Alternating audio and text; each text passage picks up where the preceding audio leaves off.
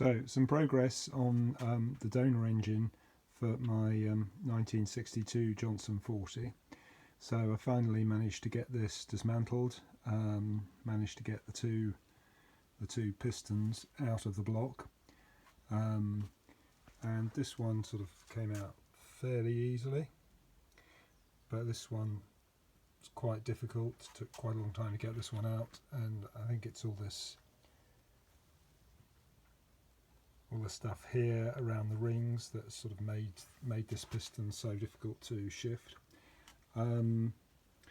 So the bores are cleaning up, but they need a bit more time in some deoxidizing solution. I'm probably going to use molasses now, try and get all the surface corrosion off, and then see where we are, whether these bores need to be honed or whether it's going to be possible to use them as they are.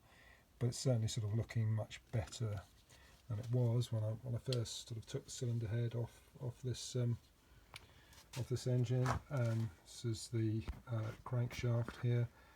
Again, it's not really perfect, but I've had sort of others like this which seem to sort of work perfectly well, so hoping that this is going to be okay. Need to get a die just to clean up the thread on the top of this on the top of the crankshaft, so that that the nut will go on easily without cross threading. I've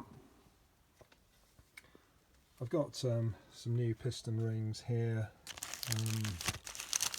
new old stock piston rings, so that's good if I need them, but initially I'm going to see whether these rings will clean up and freeze. At the moment they're completely stuck, but I'm going to try the white vinegar solution and see whether that will actually free them up or not, and if it will, I'll use them and I'll see, you know, if I can get reasonable compression.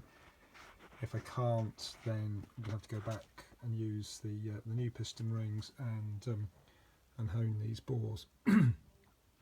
But there's very little wear on this engine, which you can really sort of see on this cylinder head here. This is probably the best conditioned cylinder head I've ever seen on one of these engines.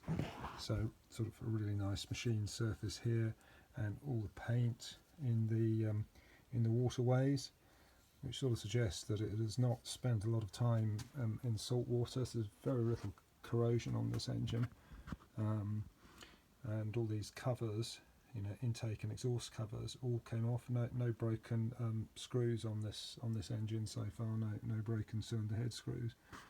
So you know, apart from the fact that it's been sort of badly neglected and water has got inside it, it actually appears to have had very little use and has very little corrosion. So hoping that we might get something from this, but we'll see.